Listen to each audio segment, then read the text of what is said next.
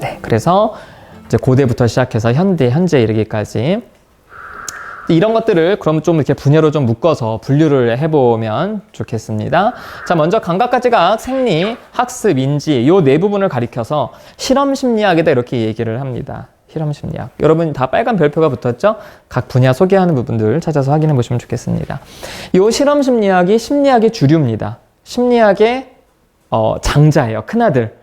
그래서 어쩌면 여러분이 응용 파트로 대학원을 가시더라도 요 부분에 대한 이해가 굉장히 중요하게 깔려 있어야 됩니다. 그러니까 심리학 자체가 응용 분야에서 시작된 학문이 아니라 인식론이라는 굉장히 고리타분한 어쩌면 너무 재미가 없을 수도 있는 그런 주제에서 시작된 학문이고 그것이 나중에 응용이 돼서 사람들이 현장에서 일을 하고 있는 거기 때문에 응용해서 일을 하려고 하는 사람들도 이 기초적인 내용들은 굉장히 중요합니다.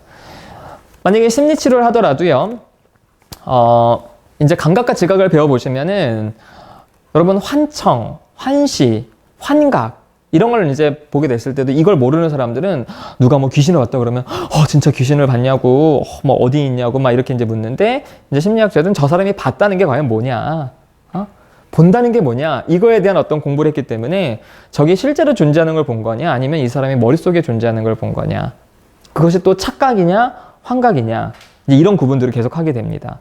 그래서 이런 기초적인 내용들은 굉장히 중요합니다.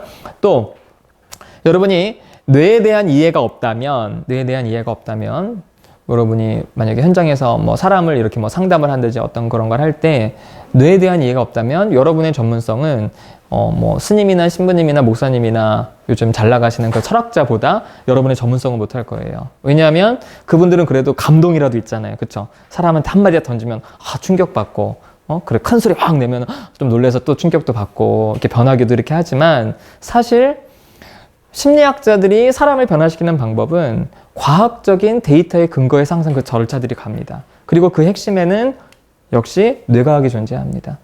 그래서 그 사람의 어떤 핵심적인 문제는 뇌와 결코 별도로 생각할 수가 없는 겁니다. 이제 그런 면에서 여러분이 어떤 분야에서 일을 하시던 이 기초 파트는 중요하다. 학습이나 인지도 마찬가지입니다. 그래서 이쪽 분야들은 이제 실험적으로 증명하는 걸 가장 중요하게 여기기 때문에 실험 심리학이라고도 하고요. 여기에 더해서 동기와 정서, 성격 심리. 사실 이 부분들은 심리학의 원래 관심이었던 인식론과는 좀 별개로 떨어져 있기는 하지만 보통 사람들이 심리학자들한테 기대하는 바입니다. 심리학 공부하면 이런 걸 공부하겠지. 어쨌든 지금 심리학에는 이런 부분들도 중요하게 자리를 잡고 있는데요. 실험 심리학과 이런 부분들을 합쳐서 일반 심리학이다 이렇게 얘기를 합니다. 일반 심리학이다라고 얘기를 하는 거는 normal adult의 펑션에 관심을 갖기 때문에 그렇습니다. 정상 성인의 기능. 정상 성인의 정신기능에 관심을 갖기 때문에 General Psychology다 이렇게 이제 얘기를 하기도 하는데요. 그럼 정상 성인의 정신기능이 아니라 정신기능이 어렸을 때부터 어떻게 성인이 되어서 나이가 들도록 어떻게 변화하는가 정상 성인의 기능이 과거부터 어떻게 변화하는가 발달적인 맥락에서 관심을 갖는 게 발달 심리학입니다. 발달 심리학. 그리고 이런 부분들이 한 사람을 보는 거라면 환경 속의 사람을 보는 게 바로 사회심리학인 거죠. 그래서 어떤 사람들은 사회심리학을 일반 심리학에 넣기도 하고요. 어떤 사람들은 사회심리학을 좀 별도로 구분하게 돼서 제가 좀 중간 정도의 좀 그림을 그려봤습니다. 그러면 정상 성인이 아니면 또 누가 있느냐? 이제 발달은 주로 아동들이 나오죠. 그래서 이제 정상 아동들 그것도 있지만 정상 성인이 아닌 이상 성인도 있겠죠. 그게 바로 이상 심리학입니다. abnormal psychology, 정신장애. 그러면 이 사람들을 어떻게 우리가 파악할 수 있느냐? 그게 심리검사고요. 그래서 어떻게 이 사람들을 개입해서 바꿀 수 있느냐? 그게 바로 심리치료 파트라고 보시면 됩니다. 그래서 일단 우리가 1차에서는 기초를 할 거니까 기초들은 이런 분야들로 이렇게 좀 구분할 수가 있다. 저희가 지금 아주 간단하게 심리학 역사를 살펴봤습니다. 이 심리학사는 단순하게 과거에 이런 일이 있었다. 이거를 파악하는 데 그치는 것이 아니라 그래서 심리학이 현재 이런 모습이구나 이거를 알 수 있다는 거예요. 저도 이제 심리학 공부를 하려고 이제 다른 공부를 하다가 뭐 이제 학사 편입을 해서 이제 심리학 공부를 막 하는데 처음에 편입을 해서 제가 첫 번째 들었던 수업 중에 하나가 감각과 지각이었어요.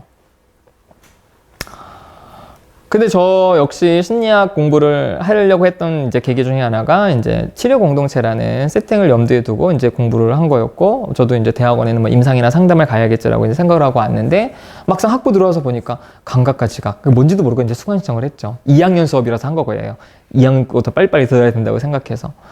근데 갑자기 막 눈을 배우고, 막 청각을 배우고, 막 소리, 막 지각 배우고, 막 색채가 막, 이게 뭐지? 나는 이런 거 공부하려고 난 심리학 공부한 게 아닌데 왜 지금 심리학과 수업에 인간의 시각세포와 청각세포 이거를 왜 배우지?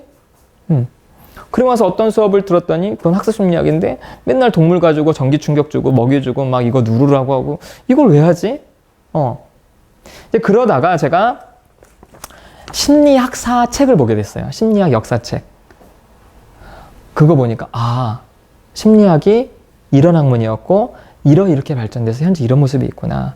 그래서 내가 앞으로는 이런 일을 할 건데 이런 일을 할 때에도 이런 이해가 있어야 내가 정말 심리학자로서의 전문성을 가지고 할 수 있구나. 그래서 제가 항상 모든 강의를 할 때마다 간단하게나마 심리학의 시작과 현재까지 어떻게 했는지를 설명을 드리는데, 일종의 여러분이 심리학으로 여행을 떠난다면은 저희가 지금 1시간 동안 한 것이 여러분의 여행에 좀 지도가 됐으면 좋겠습니다. 그래서 공부를 할 때 어느 순간 그런 생각이 들 때가 있어요. 내가 이거 왜 하고 있지? 이렇게 생각이 들 때가 있는데, 그때는 큰 틀 안에서 여러분이 방향성과 이유, 그리고 약간 여러분이 공부하시는데 이거구나, 오케이, 그리고 이것도 필요하겠지, 이렇게 좀 억지로라도 재미를 좀 찾아갈 수 있도록 좀 큰 틀을 좀 설명을 드렸습니다. 네, 우리 잠깐 쉬었다가 그 다음 하겠습니다.